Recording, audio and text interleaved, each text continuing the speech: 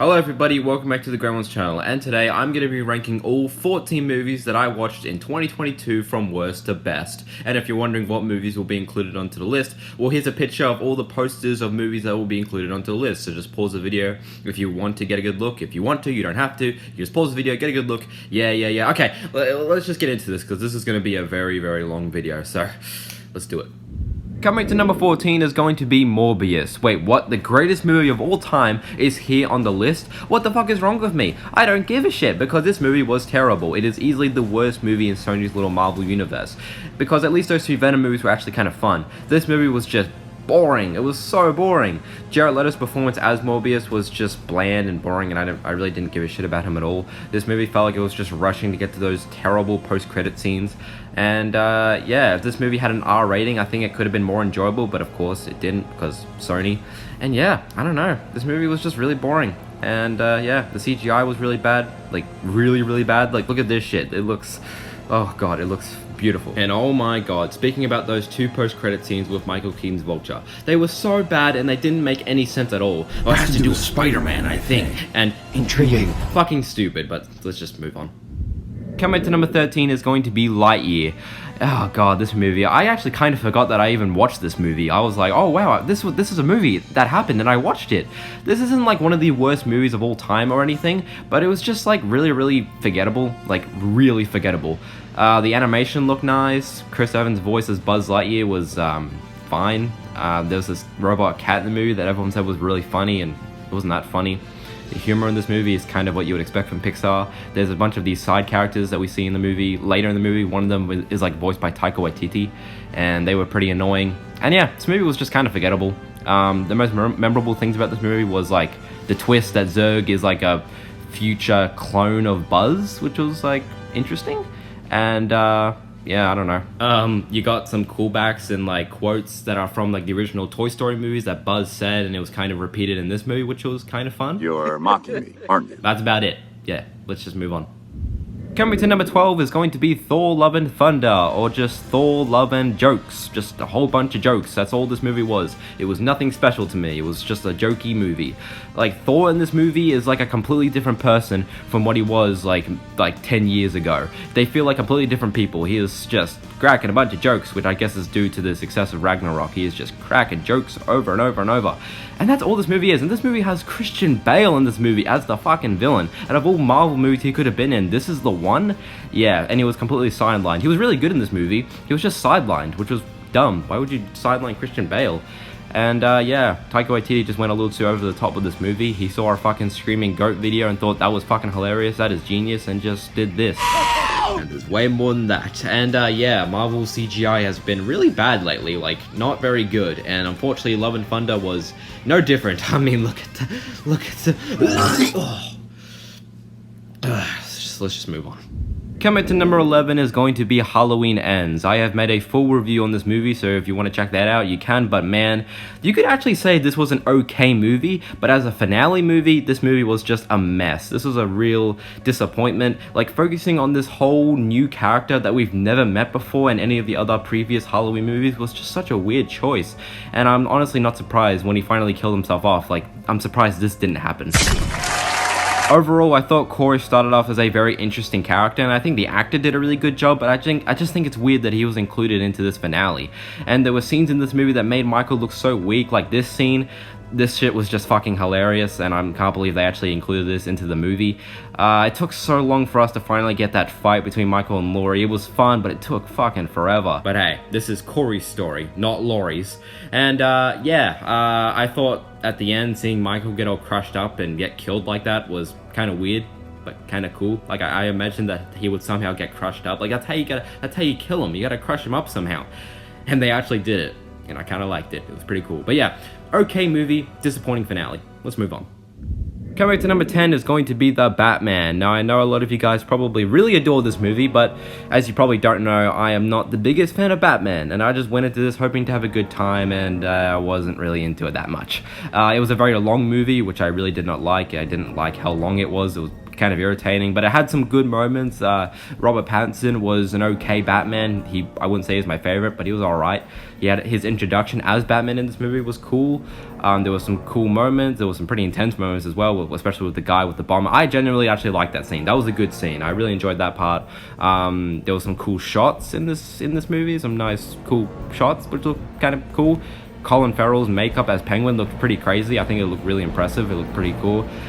And yeah, good performances. And yeah, it's an okay movie. I wasn't really into it, but yeah, it's alright. Moving on. Coming up to number 9 is going to be Barbarian. Now, I feel like most of you probably haven't even seen this movie or even heard of it. It's just this random horror movie that came out, and it was getting good reviews, so I decided, let's give it a watch. And it's a weird movie. It's a pretty strange movie. I think the first half of this movie is really, really good, because we're literally just with Bill Skarsgård the whole time, fucking Pennywise, and we're not really sure if we should trust this guy or not. Is he good? Is he bad? Is he just a really awkward guy? Like, should we trust him? I don't know. It's so, what do we do? It's a really good first half, and you're just not sure if you should trust this guy or not, so it's really good. But then there's this weird tonal shift in the movie, and we kind of find out what the real threat of this movie is, and spoiler alert, it's basically just like the naked old lady from It Chapter 2, except less goofy looking and just really ugly, like really ugly. And then after that, the movie just gets really weird. I don't know. I'm just not sure how I feel about this movie at the moment. I'm just putting it here because I think it had a great first half, and then after that, the movie just got really weird. So, a great start, just the rest of it got really weird. It was strange. I'm not really sure how I feel about it. So, yeah, let's just move on. Coming to number 8 is going to be The Black Phone, another horror movie that came out last year, and it was getting good reviews, and it looked really interesting, so I went to go see it, and I wanted to go experience it in a theater, and I kind of wish I didn't. I just kind of wish I watched it at home. It was okay. I think the idea of the movie was just really, really cool. I think everybody in this movie did a good job. The child actors were really good. They did an awesome job.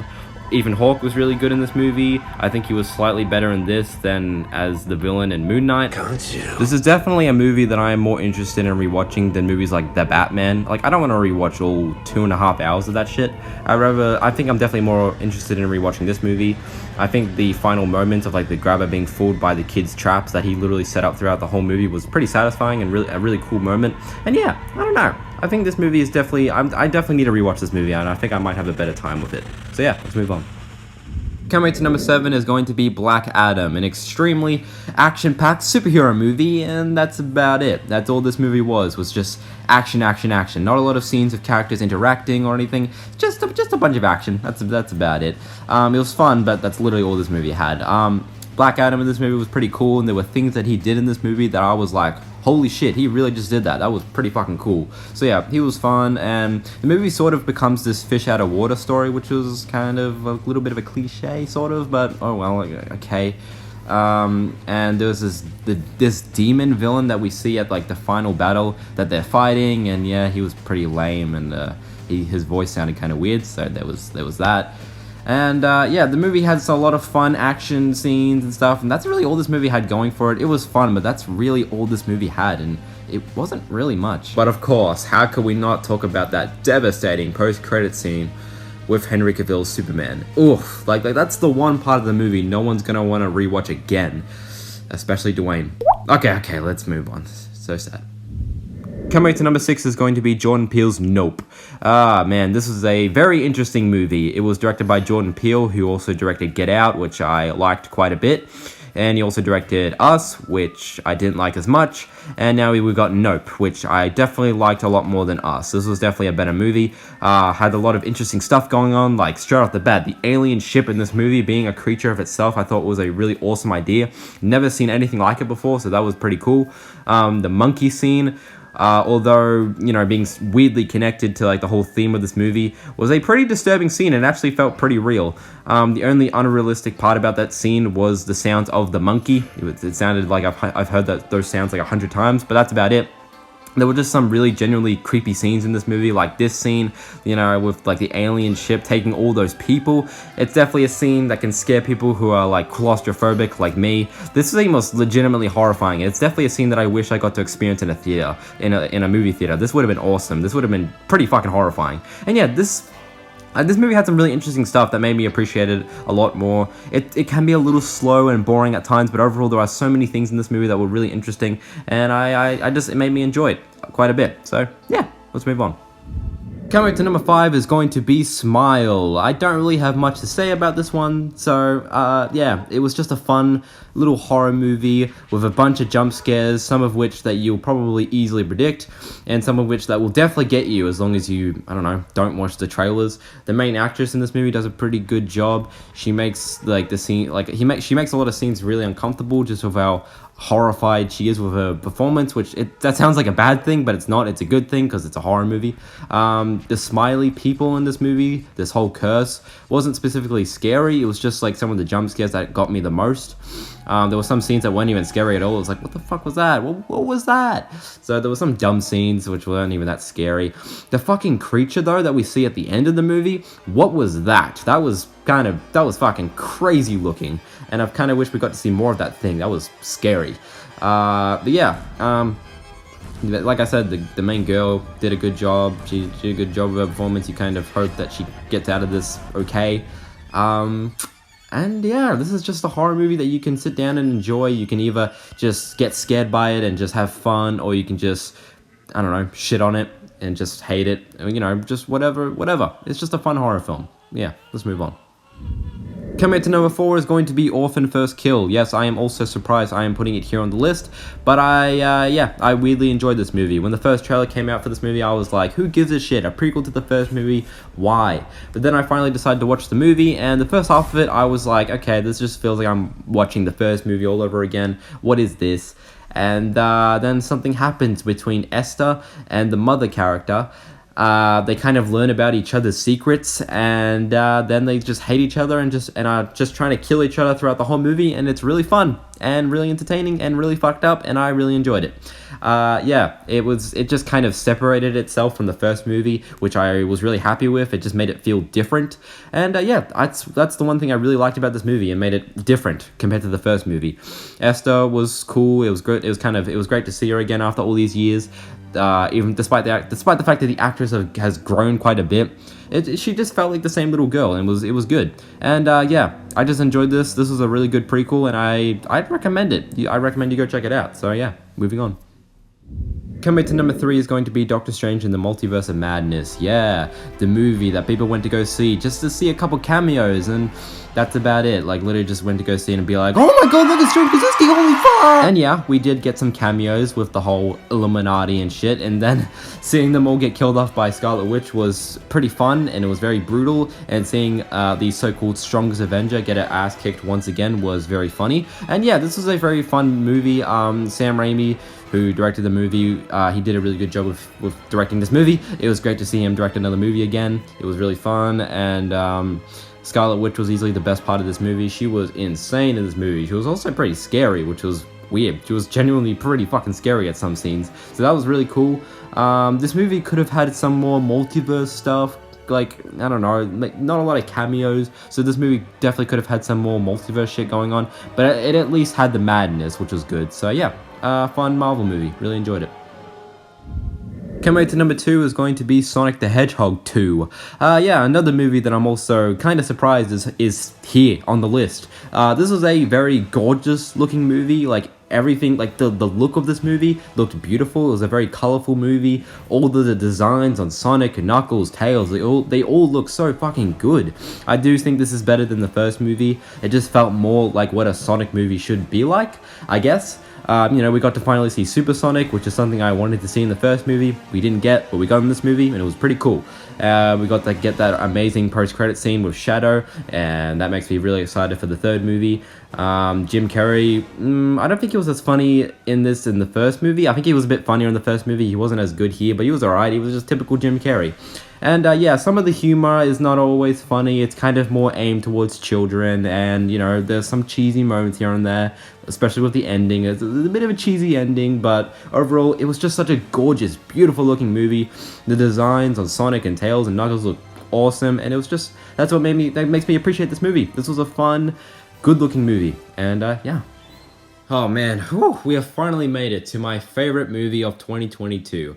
And I feel like some of you might be okay with it, some of you might not be happy with it, and some of you are going to be disappointed it's not The Batman. And it is Scream, or Scream 2022, or Scream 5, whatever the fuck. Yes, I really enjoyed this movie. If you don't know, I really love the Scream franchise. It's probably my favorite horror franchise of all time. And I wouldn't really consider this my favorite of the Scream movies, but this was good. I really enjoyed what they did with this movie. This was a fun movie, had a good time with it. I really enjoyed the characters. I enjoyed the OG characters. I enjoyed seeing them again. Seeing Dewey get killed off like that still hurts, and it still makes me angry that they did that. But it shows that they had balls to even kill off Dewey. So that was there's some respect. But it was hard to watch. And Ghostface was brutal as fuck in this movie. Of course, we all love that. And the big reveal of this movie being a bunch of toxic fans pretty much was kind of funny, but kind of weird. It's not my favorite reveal, but it was kind of cool in a way. And yeah, really enjoyed this movie, and it makes me very excited for Scream 6 coming out this year. And yeah, Scream 5 is, I guess, my favorite horror movie and just favorite movie of 2022. Alrighty guys, this is going to be the end of my ranking video of all movies that I saw in 2022. Yeah, I'm sorry if this list kind of pissed you guys off, but yeah, that's just the way it is. It's just the way it's going to be. And yeah, I'm very excited to see what movies we get this year in 2023. It's going to be very exciting. We've got some good movies coming up, and yeah, since, you know, last year started off with a banger with Scream, what are we starting off with this year?